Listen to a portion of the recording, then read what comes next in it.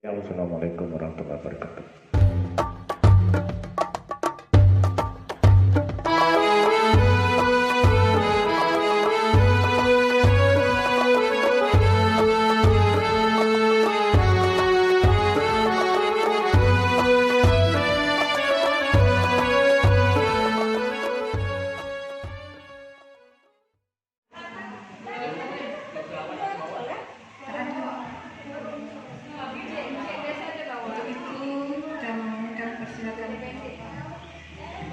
Bismillahirrahmanirrahim. Assalamualaikum warahmatullahi wabarakatuh. Alhamdulillah, wassalamu ala rasulillah Sayyidina Muhammad bin Abdullah wala haula wala quwwata illa billahil aliyyil azim. Allahumma shalli ala Sayyidina Muhammad wa ala alihi wa sahbihi ajmain. Kita bersyukur pada Allah hari ini hadir di rumah Ibu Nur Hasanah ini, alhamdulillah. Yang mana rumah ini beliau tuh waktu belum jadi pernah masuk, tapi waktu udah jadi, dekat jadi beliau tidak bisa masuk lagi, tidak mau masuk. Alhamdulillah, walaupun tidak bisa dimasuki beliau, tapi dijak langkah anak-anak, suami dan kerabat-kerabat beliau, teman-teman kesayangan beliau Aslah, insyaallah sebelum kesini aja sempat tidur tuh mimpi cepatlah kalau udah kumpul kata gunung gitu kan, aku terkejut. Alhamdulillah, ketika kita hadir di sini dan hadir dimanapun, yang penting kita diridai oleh Allah, dirahmati oleh Allah, diampunkan oleh Allah. Insyaallah hati kita menjadi tenang. Amin ya rabbal alamin.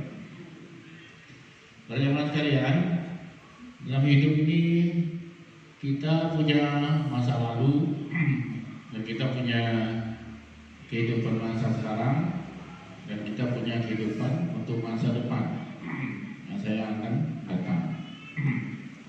Masa lalu itu ada yang menyenangkan, ada yang menyakitkan, ada yang menyedihkan. Masa sekarang kita menentukan langkah menyikapi masa lalu dan masa depan. Suatu hari saya pernah, inilah firman Allah yang menyuruh kita memikirkan masa depan. Ya ayyuhalladzina amanu taqullaha wal tanzur nafsum ma qaddamat lighad wattaqullaha innallaha khabirum bima ta'malun. Ya orang beriman, bertakwalah kepada Allah dan hendaklah setiap diri kamu memperhatikan apa bekal kamu untuk dibawa berjumpa dengan Allah besok. Itu yang harus kita pikirkan adalah sekarang itu masa depan. Saya sebenarnya pada kesempatan ini tuh dari tadi sedih gitu. Tapi gitu itulah masa lalu tuh ada beberapa bisa menjadi sebuah hal yang buruk buat kita. Pertama, saya pernah ketemu di Kuburaya, ada seorang teman. Teman ini dulu adalah pegawai berprestasi. Dia bawa biografi dia tuh. Dia bawa, dia pernah jadi guru teladan, berangkat ke Jepang, ke Swiss, kemana-mana. Ditunjukkan sama orang, umurnya udah 70 lebih. Ini saya, nama dia sebut. Dulu saya ini adalah ini. Ini gambarnya masih lengkap. Habis dia ke meja saya, pindah lagi ke meja yang lainnya, begitu gitu ngomong. Ini saya dulu ini. Apa yang mana yang Allah berikan pada saya terhadap bapak itu ya? Memang dia dulu berprestasi hebat. Jadi saya pun balik ya, apa ya, mau nengok orang kayak gitu tuh ya, apa gitu yang bisa saya ambil hikmahnya. Saya itu kalau jalan kemana-mana ketemu tuh saya jadikan pelajaran gitu. Kalau aku nanti udah pensiun nih macam itu nggak aku ya, bagus nggak macam itu, pengen nak nyontoh kalau betul gitu. Kalau saya pulang ke rumah, ternyata tak betul nih. membangga-banggakan masa lalu itu membuat kita itu terkungkung, tidak bisa bergerak. Kemampuan dan kompetensi kita itu tidak bisa maju-maju. Begitu bangga dengan masa lalu. Misalnya saya membanggakan masa lalu bapak saya. Oh, bapak aku ulama besar. Oh, bapak aku punya pesantren. Bapak aku punya tanah luas. Lalu mana-mana kita ceritakan tentang kebanggaan kita sama orang tua kita tu. Orang dengar pun risau. Nah, kau membanggakan bapak mak kau. Mak kau, bapak kau banggakan. Kau tu apa sekarang? Yang bisa kau banggakan? Yang kau hidup zaman sekarang ini ya, macam saya ni kan? Saya bisa membanggakan diri sebagai apa? Nah, itulah masa lalu yang nama orang tua kita melambung tinggi, nama orang tua kita punya ketenaran. Apabila kita sering omongkan sama orang lain, oh bapak kami gini loh, oh dulu datuk nenek kami gini loh, ini membuat kita tidak maju-maju, kita tak bisa meningkatkan prestasi kita. Itu satu. Kedua, pengalaman Ibu Nur.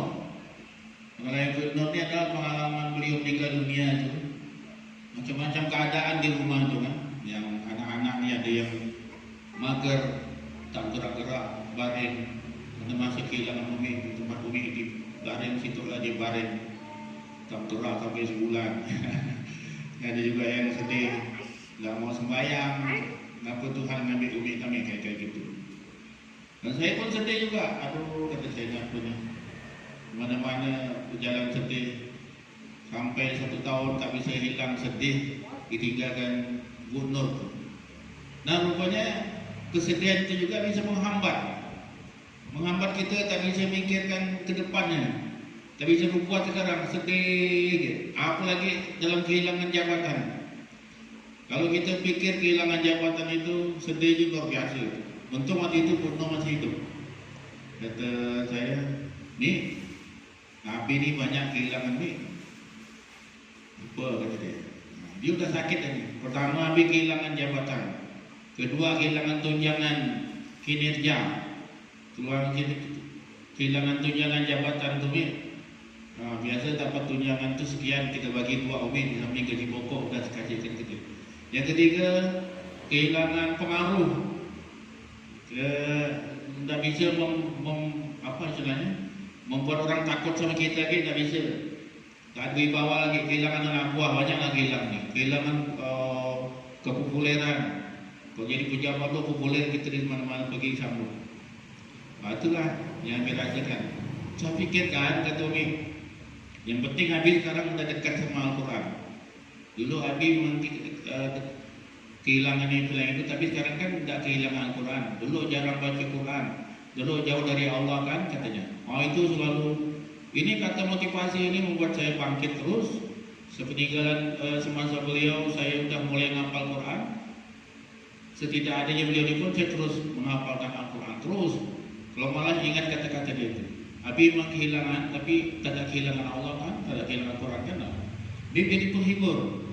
Setiap saya ingat kata-kata itu, saya doakan habis baca Quran, ya Allah ampunkan istri saya, ya Allah saya reda istri saya. Itu kata-kata yang selalu muncul. Nah ibu-ibu, bapak-bapak, masa lalu yang menyedihkan itu kadang-kadang membuat kita juga hancur.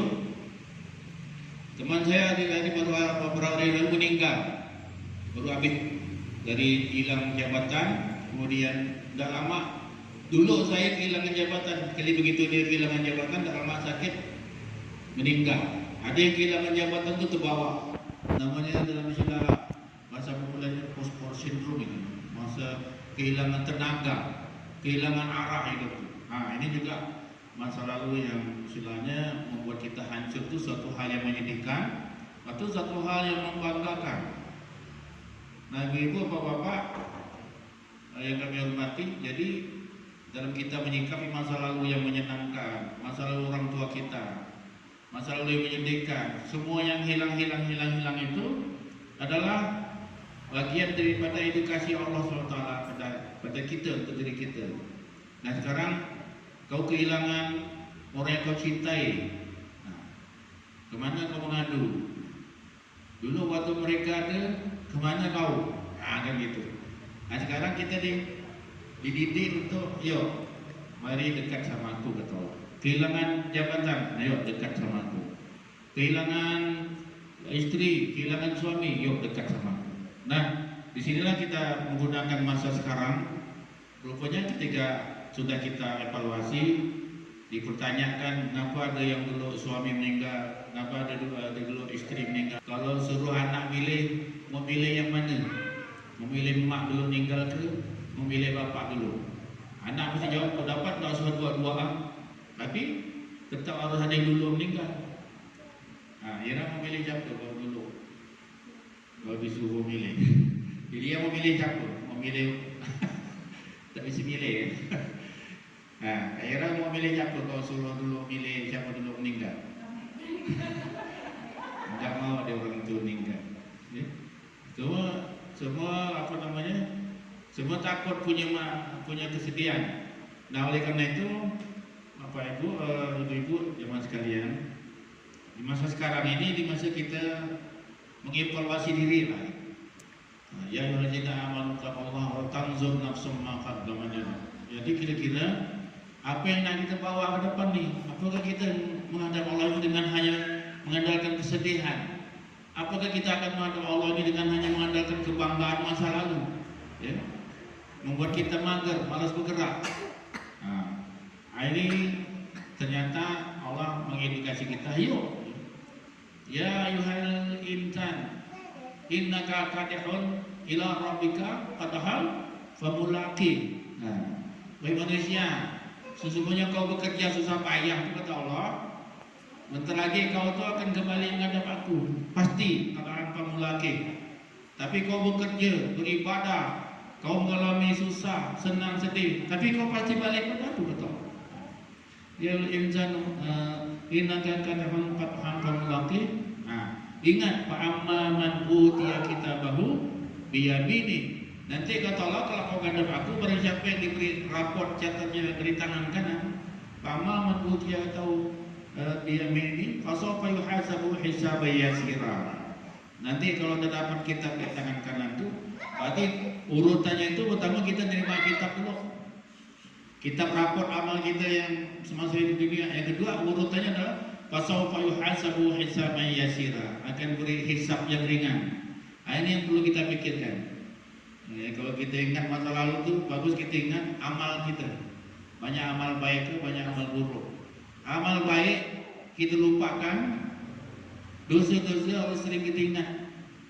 Jika kita tak berhenti pikirkan nasib kita ini diampunkan Allah Ta'ala. Maka Ustaz Abdul Somad, kalau Anda bangun tengah malam, kata Ustaz Abdul Somad, urutannya itu pertama ambil wudhu dulu. Setelah keperluan di kampus, di WC itu, gosok gigi, ambil wudhu. Terus salat yang pertama, kata Ustaz Abdul Somad, adalah salat sunnah wudhu. Sekarang kedua adalah salat tobat. Baru kamu ketiganya salat tahajud. Baru keempat salat witir. Jadi Ustaz Abdul Somad mengajarkan kita salat tobat setiap malam, istighfar sebanyak 60 setiap malam. Nah, itu ingat masa lalu kita. Apakah kita sudah merasa diampuni oleh Allah? Maka kalau kita ingat masa lalu kita akan selalu minta ampun kepada Allah dan berharap diampuni oleh Allah SWT. Kita sibuk minta ampun kepada Allah, tidak sibuk memikirkan kesalahan orang lain, tapi kita sibuk memikirkan kesalahan diri kita. Itulah persiapan masa sekarang. Dan jika kita ketemu dengan amal baik yang kita ingat di masa lalu, lupakan, seakan-akan kita tak pernah beramal baik, maka kita semangat beramal baik, semangat. Nah, itulah. Dan kita harus ingat bahwasanya hari yang terpanjang, hari yang berat itu dimulai dari hari-hari kita berada di alam barzakh. Ya, ibu ya, bapak. Ya, wa min waraihim barzakhun ila yaumi yub'atsun. Alam barzakh itu keberadaannya tidak sebentar ya, lama. Nah, contohnya Nabi Muhammad, umat Nabi Muhammad, Abu Lahab, Abu Jahal. Sekarang sudah 1400 tahun masih berada di alam barzakh, belum dibangkit-bangkitkan oleh Allah SWT. Abu Lahab, Abu Jahal. Kemudian sahabat-sahabat yang Nabi yang istilahnya yang langsung masuk surga ada. Ada juga masa itu orang kafir berada di alam barzakh 1400 tahun.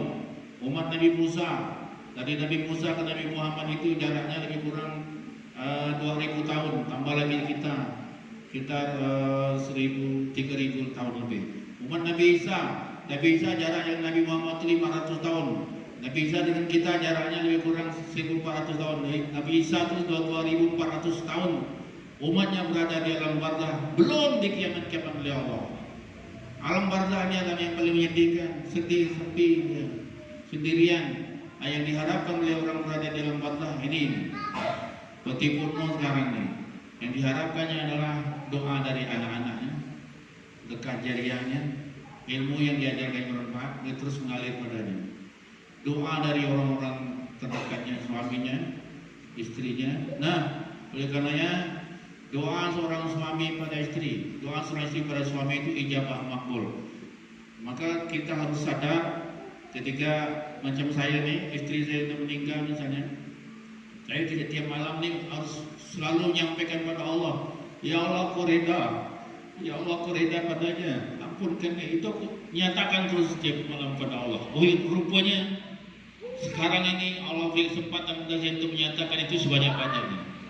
Nah, sehingga yang didoakan di alam kubur, di alam barzah itu merasa nyaman, merasa tentram. Anak-anak pun dapat kesempatan untuk mendoakan, doakan pada orang tuanya gitu. Karena apabila mati anak Adam, izaman takunu Adam yang kata Allah, putuslah segala amalnya ila min salatin, tiga hal. Yang pertama sedekatin jariyah, yang kedua ilmu yang tafabi, yang ketiga awal dan sahidiyat olah. Ini bisa ditransfer mas ini. Selama berada di alam barzah, pahala-pahalanya masih bisa dialirkan kepada orang yang berada di alam barzah. Pahala dari sedekah jariyahnya. Alhamdulillah misalnya Bu Nur ada nyumbang masjid, Bu Farida juga, Farida ada nyumbang masjid. Begitu aja dipakai, mengalir pahalanya nih kepada orang yang berada di alam barzah. Yang kedua adalah ilmu yang tafa'ih, ilmu yang tafa'abi. Alhamdulillah Umi bersama tim pengajian Al-Islah berapa tahun nih ya? Berapa tahun? Belasan tahun. Nah, saking mahabbahnya nih sampai ini. Namanya ada ilmu yang sampai di Umi itu ada yang diamalkan, adakah yang belum, adakah yang dari Umi pakai kerudung, adakah yang masih buka atap kerudungnya. Waktu pakai kerudung tuh, Umi dapat pahala tuh. Umi ingatkan, ya, jangan sampai tak pakai kerudung. Biasa Kristen biasa diletek aja, pakai kerudung Kristen. Kau ngapa gitu Kristen? Kau Kristen pakai kerudung tuh, Umi dapat pahala tuh Kristen. Tapi kalau kau buka kerudung, tak dapat pahala Umi itu. Itu jangan khawatir. Jadi begitu Anda Kristen pakai kerudung, ngalir pahalanya ke Umi itu. Kebenaran sana. Kamu pernah tahu apa yang dia jauh itu? Misalnya dalam membahagiakan suami, apalagi lah dalam didik anak-anak, jadi ternyata benar dapat pahala. Itulah yang menjadi tumbuhan harapan dari orang yang meninggal dunia ini. Ilmu yang terbaik, ilmu yang tafabi, yang ketiga adalah awal dan salian dan ada yang salian doakan. Nah, bunuh nanti dia nunggu lama nanti sampai dunia kiamat dalam barzah. Saya nanti juga masuk gitu. Lama nunggu sampai dunia kiamat. Lama, lebih lama dari kehidupan kita. Bunuh umurnya 58 tahun saja. Masuk dalam barzah nunggu ratusan tahun dunia baru dikiamatkan, baru dibangkitkan. Ya? Semuanya nanti kita gitu. Umru ummati baina sitin wa sab'in. Umur umatku kata Nabi Muhammad antara 60 dan 70. Umur saya udah 60, antara 60 70. Kalau saya ikut tu anak nanti sampai 76 77. Sudah dah dekat dah ni. Sunnah Rasul 63. Tapi kata Rasulullah, umur umat baina sitin wa sab'in, antara 60 dan 70. Cuma di sini yang lebih dari 70 Cik Jamal. Ini Cik Jamal. Belajar ini Cik Jamal. Apa ilmu Cik Jamal? 70 apa Cik? 77, 78 Cik Jamal masih pergi sembahyang di masjid. Makin tambah panjang ya. Nah ibu-ibu, demikianlah yang dapat disampaikan. Saya tidak sampai ke padang mahsyar, sampai ke alam barzah saja. Kita menyakitkan, kita menyedihkan ya. Sedih, sendirian ya. Kalau kita mendapat ampunan dari Allah, Fatihah kita diterima oleh Allah, siratal ladzina an'amta 'alaihim ghairil maghdubi 'alaihim waladdallin, maka kita akan bersama memiliki wa rasulahu, ya. Ulaika ma'al ladzina an'amta 'alaihim minan nabiyyin was-siddiqin wasyuhada'i was-shalihin. Begitu meninggal dunia, orang yang dapat dari Allah itu begitu dinaikkan masuk ke surga yang tertinggi, rafiqah, wa hasuna ulaika rafiqah, surga yang tertinggi. Inilah yang diminta oleh Rasulullah menjelang wafat beliau itu, beliau minta wafat, ya. Tapi ma'al ladzina an'amta 'alaihim minan nabiyyin was-siddiqin wasyuhada'i was-shalihin wa hasuna ulaika rafiqah. Begitu meninggal dunia, begitu diangkat derajatnya, dikumpulkan bersama para nabi, para siddiqun, syuhada, was-shalihin. Nah, mudah-mudahan Bu Nur yang ibu-ibu cintai, yang dicintai anak ini langsung berada di sana, ya. Amin, amin. Kira inilah yang dapat kami sampaikan. Sebagai kesimpulannya, semua kita punya masa lalu yang membanggakan, cukup untuk disyukuri. Masa lalu yang menyedihkan, cukup untuk menjadi bahan edukasi, bahan pendidikan, bahan motivasi. Yang perlu adalah bagaimana kita bergerak terus sekarang meningkatkan ibadah kita. Yang orang tuanya ulama, tingkatkan hafalan Qur'annya, hafalan hadisnya, tingkatkan amalnya.